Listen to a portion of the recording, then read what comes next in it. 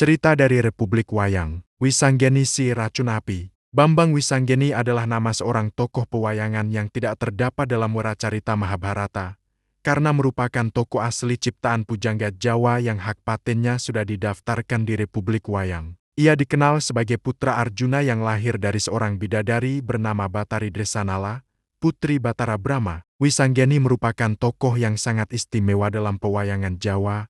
Ia dikenal pemberani, tegas dalam bersikap, serta memiliki kesaktian luar biasa, tipe pemimpin idaman. Kisah kelahiran Wisanggeni diawali dari kecemburuan Dewasrani, putra Batari Dwege terhadap Arjuna yang telah menikahi Batari Dresanala. Dewasrani lalu merengek kepada ibunya supaya memisahkan perkawinan mereka.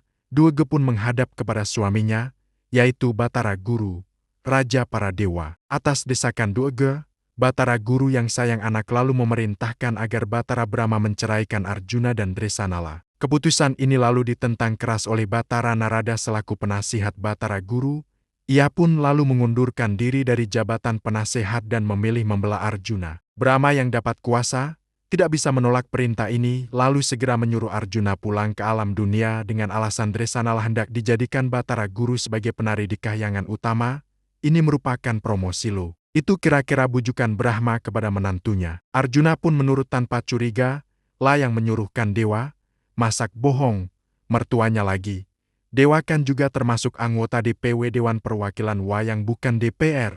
Setelah Arjuna pergi, Brahma pun kemudian memerintahkan Dresanala, yang notabene anaknya untuk mengeluarkan janin yang dikandungnya secara paksa. Dresanala pun melahirkan sebelum waktunya. Mungkin caranya ya dioperasi sesar atau semacam itulah. Dwege dan Dewasrani lalu datang menjemputnya, sementara Brahma membuang cucunya sendiri yang baru lahir itu ke dalam kawah Candra di muka. Di Gunung Jamurdipa, entah apa yang ada dalam pikirannya sampai mau merebus cucunya di dalam kawah. Batara Narada yang diam-diam mengawasi semua kejadian tersebut segera bertindak. Ia pun membantu bayi Dresanala keluar dari kawah. Secara ajaib, bayi itu telah tumbuh menjadi seorang pemuda. Narada lalu memberinya nama Wisanggeni, yang bermakna racun api. Hal ini dikarenakan ia lahir akibat kemarahan Brahma, sang dewa penguasa api. Selain itu, api kawah Candra di muka bukannya membunuh, justru malah menghidupkan Wisanggeni. Atas petunjuk Narada, Wisanggeni pun membuat ulah dan menimbulkan kekacauan di kahyangan. Tidak ada seorang pun yang mampu menangkap dan menaklukkannya, karena ia berada dalam perlindungan Sang Hyang Wenang. Leluhur Batara Guru dan Batara Brahma akhirnya bertobat dan mengaku salah. Narada akhirnya bersedia kembali bertugas di kahyangan, dipulihkan kedudukannya sebagai penasehat utama. Wisanggeni kemudian datang ke kerajaan Amarta meminta kepada Arjuna supaya diakui sebagai anak. Semula Arjuna menolak karena tidak percaya begitu saja.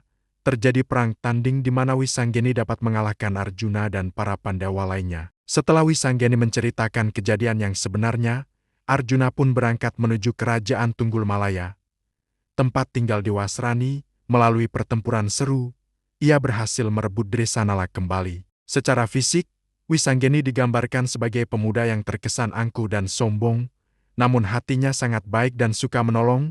Ia tidak tinggal di dunia bersama para Pandawa, melainkan berada di kahyangan Sang Hyang Wenang, leluhur para dewa. Dalam hal berbicara, Wisanggeni tidak pernah menggunakan bahasa krama bahasa Jawa halus kepada siapapun, kecuali kepada Sang Hyang Wenang. Kesaktian Wisanggeni dikisahkan melebihi putra-putra Pandawa lainnya, misalnya Antareja, Gatutkaca, ataupun Abimanyu. Sepupunya yang setara kesaktiannya hanya Antasena saja, namun bedanya, Antasena bersifat polos dan lugu, sedangkan Wisanggeni cerdik dan penuh akal. Menjelang meletusnya Perang Baratayuda, Wisanggeni dan Antasena naik ke kahyangan alang-alang Kumitir meminta restu kepada Sang Hyang Wenang sebelum mereka bergabung di pihak Pandawa. Akan tetapi, Sang Hyang Wenang telah meramalkan, pihak Pandawa justru akan mengalami kekalahan apabila Wisanggeni dan Antasena ikut bertempur. Tidak jelas ramalan ini ambil dari mana, lawung cuma ramalan kok dan buat meramaikan cerita saja. Setelah melalui beberapa pertimbangan, akhirnya Wisanggeni dan Antasena memutuskan untuk tidak kembali ke perkemahan Pandawa. Keduanya kemudian rela menjadi tumbal demi kemenangan para Pandawa. Mereka pun mengheningkan cipta. Beberapa waktu kemudian keduanya pun mencapai moksa, musnah bersama jasad mereka. Coba kalau mereka nekat ikutan perang, Cerita Mahabharata pasti kacau balau dan bisa jadi kita dituntut oleh Indi yang merasa cerita ini asalnya dari negara mereka kenapa dirubah total tanpa ada uang ganti rugi sama sekali. Kalau mau dimodifikasi sedikit sih boleh tapi ending cerita ya harus sama dong. Itulah juga hebatnya orang Jawa. Menciptakan tokoh yang lebih sakti dari tokoh cerita aslinya seperti Wisanggeni, Antasena, Semar dan sebagainya. Sekian cerita mengenai Wisanggeni, sampai jumpa di cerita berikutnya.